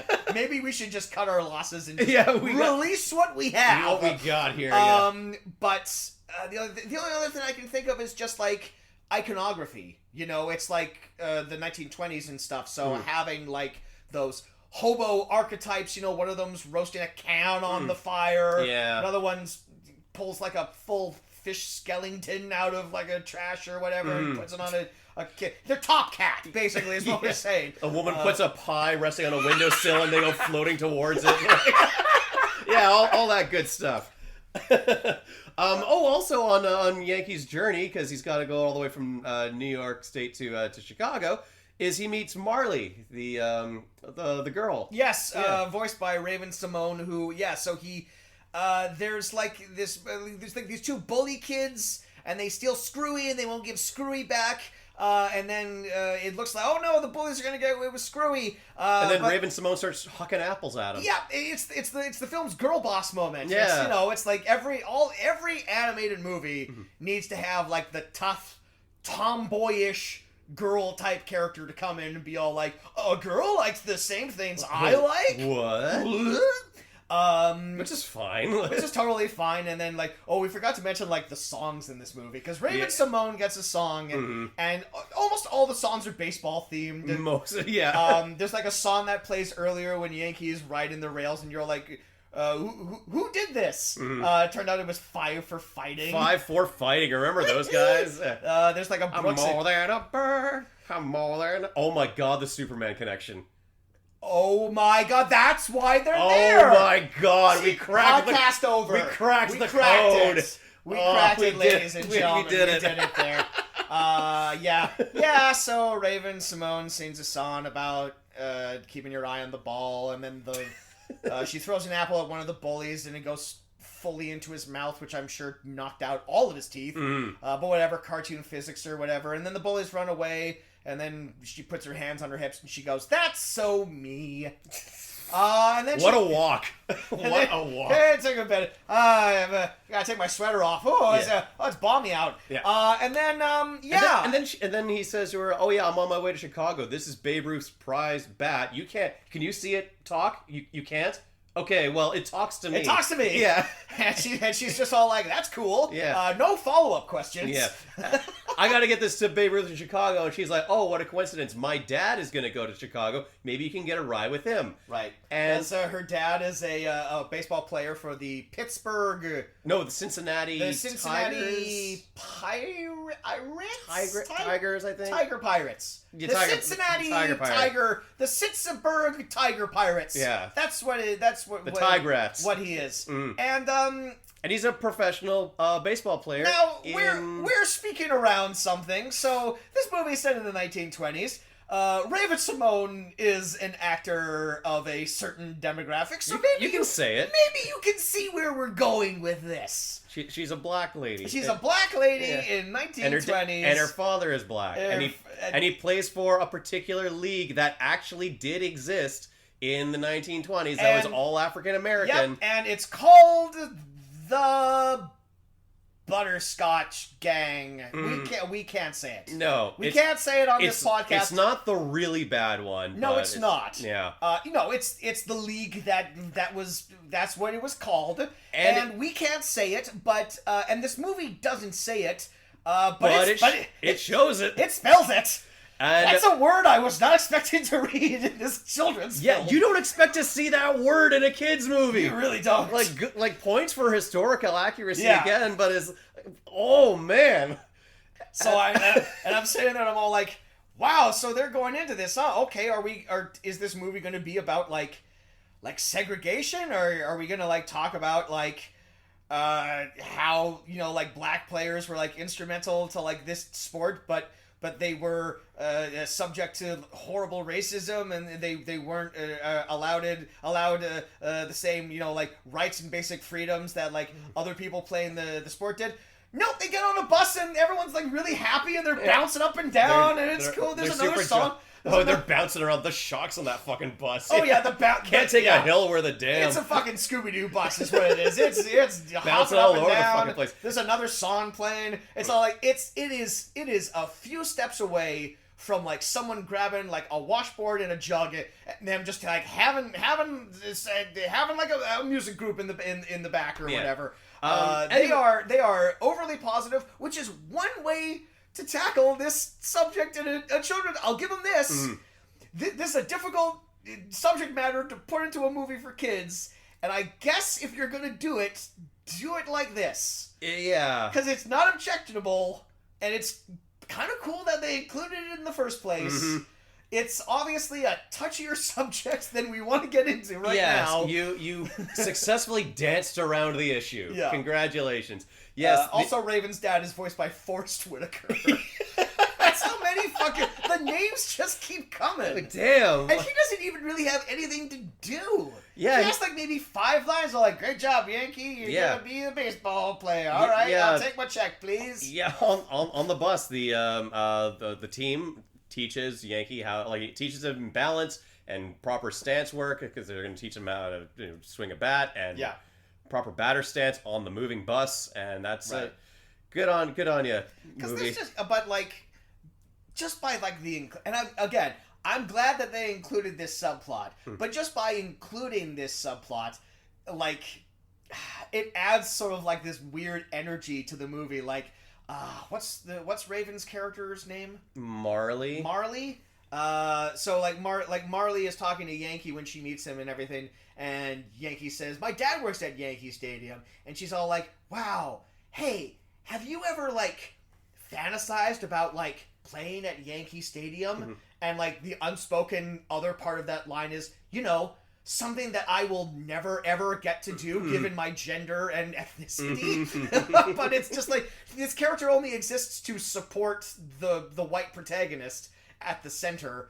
Look, I'm not like it's a fucking children's movie directed by Christopher Reeve on his deathbed. It's pretty cool that like they included this subplot in the first place, but like there's it's a little strange, you Yeah. know. It's like doing. It's like referencing like the Holocaust in a movie. Not quite, but like it's Yeah, but it goes. Well, it happened. it happened. Yeah. Yeah. So the tigers, the tigrats, whatever you call The them. Tigrates. Yeah. Yeah. They drop Yankee off at Chicago, Mm-hmm. which looks way more colorful and nice than New York at that time. I guess that must have been all like There's the a crime, song playing. the bootlegger money. There's a song playing that I was sure was like a bullshit song that they wrote for this movie, but no, apparently it's like a standard that Frank Sinatra used to do. But it's just like the lazy. Chicago is my kind of Chicago. town. Chicago It's all is... windy and crazy and cuckoo bananas, Chicago.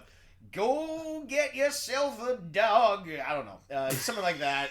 I'm trying to think of Chicago things. All right. I know it's windy, and there's like they have a certain way of doing hot dogs that I think involves onions. Cool. That's all I got. He runs into Babe Ruth at this fancy hotel. Just happens to be there. Yeah, he's like surrounded by people who are Yeah. probably not his wife. No, he's got an entrrawage. Yeah, he's got Yeah. an entourage. And he's voiced by Brian Dennehy, doing what I imagine going Is off an of like approximation of what he's- actual recordings of what Babe Ruth sounded like. Mm-hmm. What's weird is that Brian Dennehy doing Babe Ruth sounds really similar to Richard Kind's speaking voice. And by that point, he had already shown up as two characters. He also plays a maitre d' in this scene. And then as Brian Dennehy, I'm just all like, did they get Kind back to do like a third voice? Yeah. No, it's a different actor. Yeah, But it's all like, I just pitch shifted Richard Kind. it could have been. Yeah. It honestly could have been. So Yankee's just about to return the bat to Babe Ruth. But Lefty shows up out of the blue and swaps out the bat with the baguette. Now, here's my sticking point. Let's just say like a 2 days have passed since Lefty McGinnis fell from grace from the Chicago Cubs. He's still like a starting pitcher in the town of Chicago. He should be recognizable.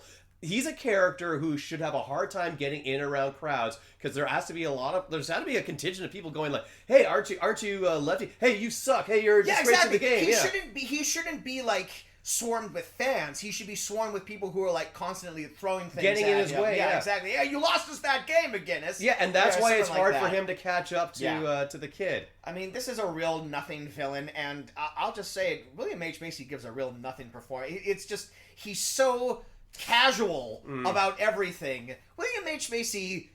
Maybe not the best choice to play this character. It seems a little too. He's not really known for his villainous roles. No, and yet he's got a good voice for it. I think he can play Well, he shifty. just has, He like- plays shifty well. He has like that, like what region is he from? I don't know, but he's just like I always picture like William H Macy as like the atypical loser.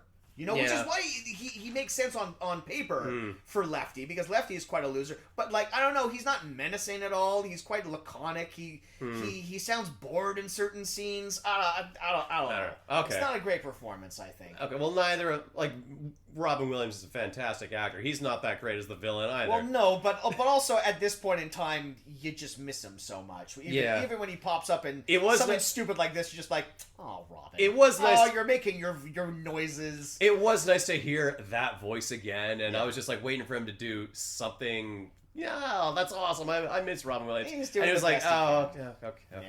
Yeah, anybody could have played that role. But yeah, so they get the bat and they drive off to the Cubs owner's box or whatever, and it's the next day. The game's on, and Yankee is tied up in the office. He gets captured by the bad guys, and they have Darlin. I forget what happens. They have Darlin up in the office. Yankee tied up. Lefty is now playing in the game because he filled his obligation to cross. I wanted Babe Ruth to just be like, just shit faced on whiskey, and then Yankee tries to give him like the French bread loaf, and he's just all like, darling, there you are, and then he's just batting the next day. He's still got the bread. Still got with the him. baguette with him. Yeah. And then the craziest thing is that like it's like really good. He's really He's still good. really at good with he's the still bat. really good at playing with the baseball. Yeah, exactly. And then Yankee gets himself free, and through like some inspiring words from the bat and the ball, He It's escapes so the funny. office. Well, he's in Robbie Williams' office, and there's like this big glass window, and the big inspirational speech comes from Rob Reiner yelling at a small boy to throw me through the window. I'm a ball. Huck me through the glass. Come on. Yeah. I'm a ball. There's a window. It's what happens. He literally says, "I'm already covered in stitches." Yeah. Which is comedy. Is this film's comedy? Yeah. So he breaks the window. Kid climbs out. Like swings down on like a banner. Oh yeah, to that's get to the crowd. the poster image of the movie. Exactly. Yeah. All the images they could have chosen. This 2-second thing of him swinging on the banners was the important image that they wanted to leave you with. And just through like absolute chaos, he manages to get himself onto the field. And he's like, Mr. Ruth, I got your bat. Here's Darlin. And the dumbest thing in the movie happens. Yes. Where Cross is like, yeah, what's this kid doing? Like, he's causing a disturbance. You got to throw him out of the game. You gotta call the game. You gotta call the game now. Yeah, and there's nothing in the rule book about this. And he's like, all right, whatever. Yankees, like you got 5 minutes to put your next batter in, even though like there's already a lineup, so like they should know who their next at bat is. The fucking referee from Air Bud comes out and it's like, there ain't no rule in the rule book that says a young boy can't play baseball. He just so happens to be standing in the batter's box with the baseball bat, and then Darlin's just like, you can do it, Yankee. I believe in you. And Babe Ruth gives him like a nod of approval. And throughout this like entire game, we're always hearing that like, okay, in this series, like New York's down. Like this is like this is an elimination game. Yeah. And they're already losing. And so their attitude's just like, let the boy play. Yeah, what's a real Rudy situation where it's just kind of all like, well, like this isn't gonna like really like affect the game one way or the other. So yeah, put the kid in. You have to imagine the fans have to be, what the fuck is happening? And they're like throwing garbage down onto the field. Well, they're like running back to the bookie office. The secret, Jameson, is if you look at this scene really closely and you look at the bleachers, there aren't actually any character models in the bleachers. Yeah. It's just all smudges. It's just a matte painting. Yeah, exactly. Yeah. So yeah, none of the fans have anything. They're all blurred to out say and about it. everything. Yeah. And then Babe Ruth comes over and Yankee's all like, "Oh man, I don't know if I can do this, babe. I mean, like I got your bat and everything. That's good, and everything." And then Babe Ruth leans down and says, "Like I'm just gonna cover my bat's non-existent ears because I don't want her to hear this. It's not about the bat, Yankee. It's about the player." And it's just like, well then, why have we been spending this entire movie trying to get your magical fucking bat back to you? Why have you not been playing well for these past 2 games? If it's not the bat, it's the player! And do you happen to know that the guy that you're calling the player in this situation sucks at baseball? And is 8! Yeah. Yeah! I think there's a little more nuance to this situation, Babe Ruth. Yeah. But the movie doesn't.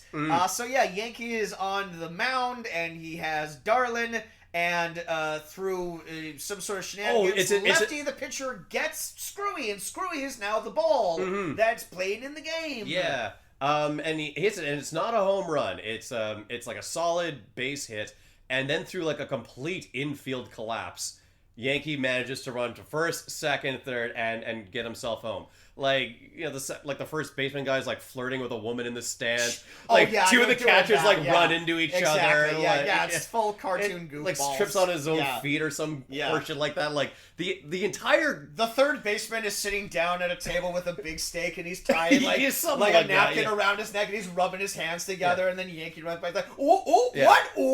The Chicago fans would be losing their goddamn minds at this entire situation. Oh boy. And yeah, he rounds home plate, and that's what starts the big comeback for the Yankees. Yeah. And the movie abruptly ends to a ticker tape parade.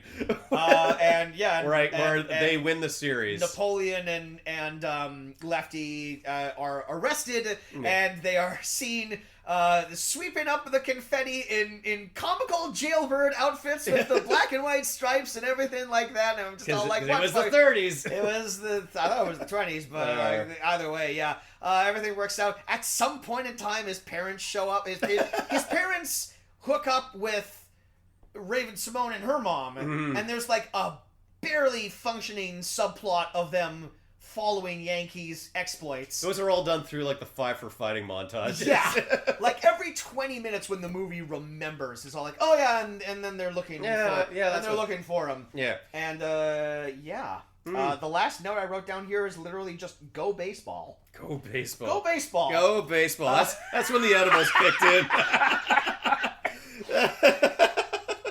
Let's see what I wanted to write down. One bit of historical information. So the city of Chicago has two baseball teams. One of them, the Chicago Black Sox, they were involved in a massive, like almost league-ending betting scandal. The same year that I think Babe Ruth took. Is this the subject of the movie 8 Men Out? Might be. Yeah. Where the players were like betting against themselves. Yes, no, I'm somewhat familiar with this. Yeah. So this takes place like maybe close to or like around like a decade within that scandal happening.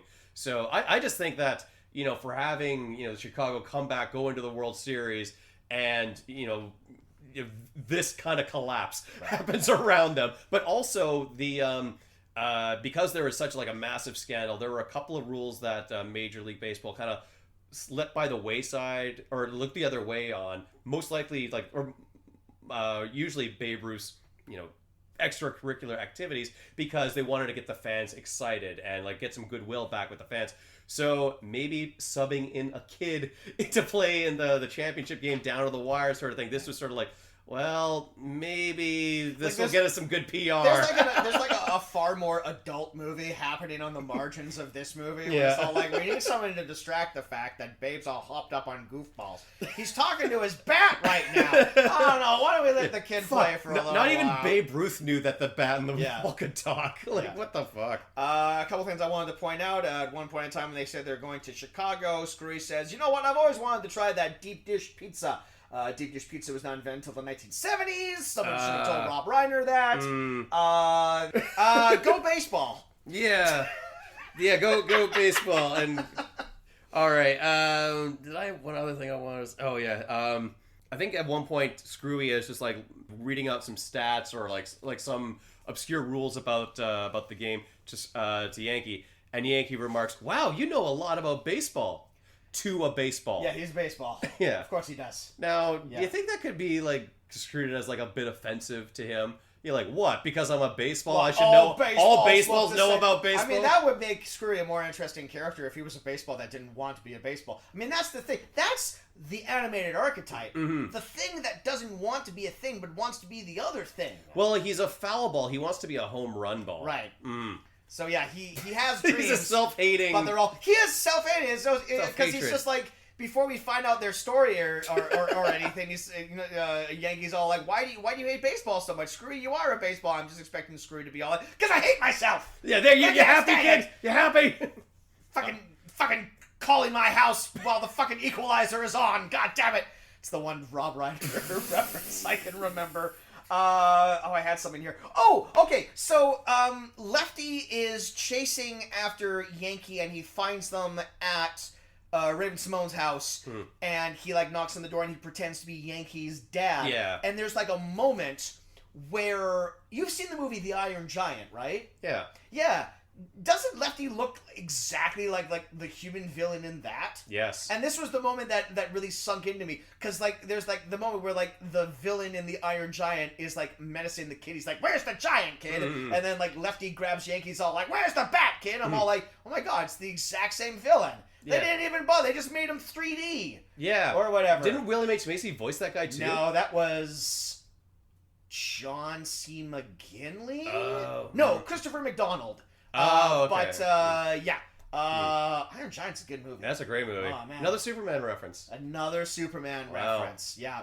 Well, we did hit the trifecta there. If you can choose one Superman adjacent animated movie to watch The Iron Giant. But please. If you want to watch another one right after that, Jameson.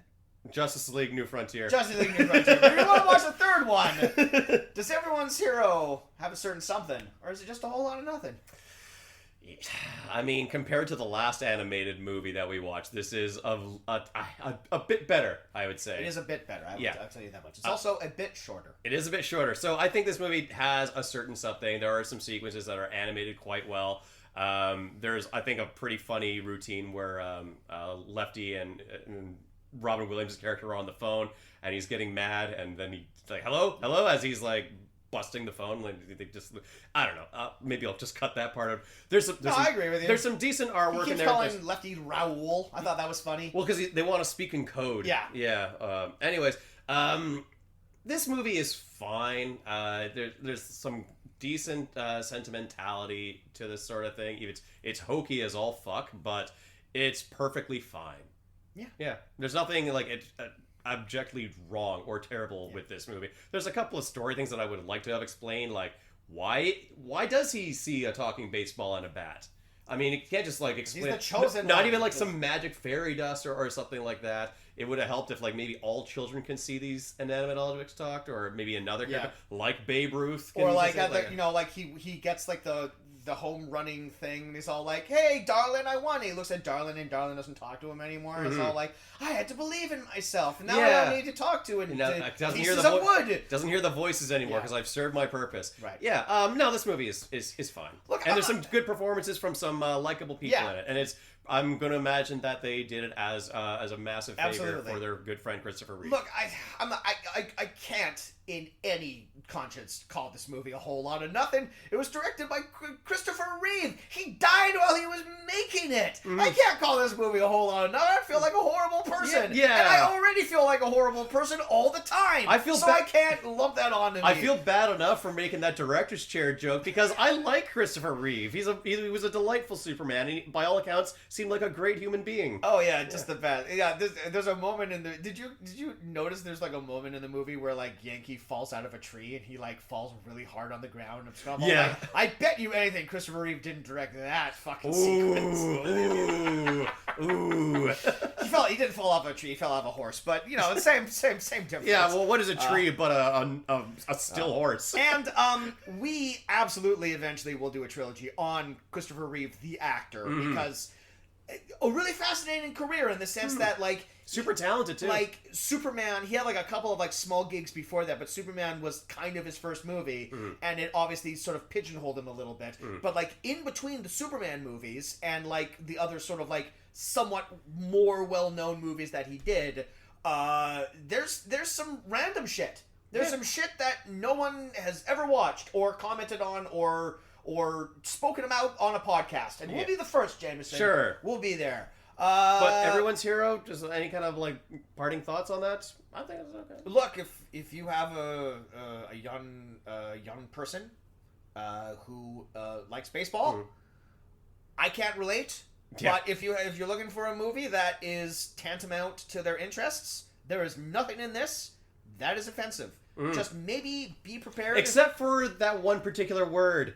Yes, maybe be prepared after the movie to have a larger discussion with your child about history. Because this movie doesn't. But yeah, other than that, no, I think it's totally fine. It's completely harmless. Yeah. So yeah, there we go. That's one episode in the bag, and we got our second Whoopi Goldberg movie. Second Whoopi. We did it. This was like our fucking 7th or 8th try to get this episode recorded, and we did it. I mean, like the fingers. The face where we're conspiring against Hold on. We haven't hit stop on the record That's button true, yet. Anything could happen. So let's not shoot ourselves in the foot. But next episode, we'll be in the Christmas season. Yeah, we're gonna start getting a little merry, a little jolly, a little happy and bright. And we have one final Whoopi Goldberg voiceover performance movie to watch, and then after that, some movie. Yeah, a movie to close out the year. Yeah, and that will be a full year of nothing movies. It would, yes. We started in January, and now it's November, and that's how time works. That's how time the year. Is lateral. That's how the calendar year works. Yeah, exactly. But that was Everyone's Hero, directed by Christopher Reeve and 2 other guys. If you like this episode, please listen to our back catalog, including episodes where we were called "The Fuck Is This?" It's basically the exact same show. But we don't really talk about actors all that much, but you can find that on Spotify and YouTube. If you are listening to this on Spotify, please check out the YouTube page because it includes all of these visual references that Jameson puts in there. We would like to thank Eddie Lamb for our fantastic theme music. You can follow us on all of the socials, Twitter, Instagram, and Facebook. And that's all I really have to say. So for Nothing Movies, I'm Kaz. I'm Jameson, and hey, they're cheering for you too. Oh my gosh, am I everyone's hero? You are everyone. You're my hero, Kaz. And my hero is you, the listener. For staying with us for this long. Honestly, that is a heroic act. Listening to us talk for an hour and a half, you should get a fucking medal. Yeah. You should get a fucking Purple Heart. I just found another fucking note here. Okay. real quick. Go off on this. There's one line where Whoopi Goldberg as a bat says to a downtrodden Yankee, Is there something else bothering you? I miss my mom and dad. You know what? Sometimes Babe misses his family when he's on the road, too. Bullshit! Bullshit! He fucking misses them like a bad cold. Alright, bye.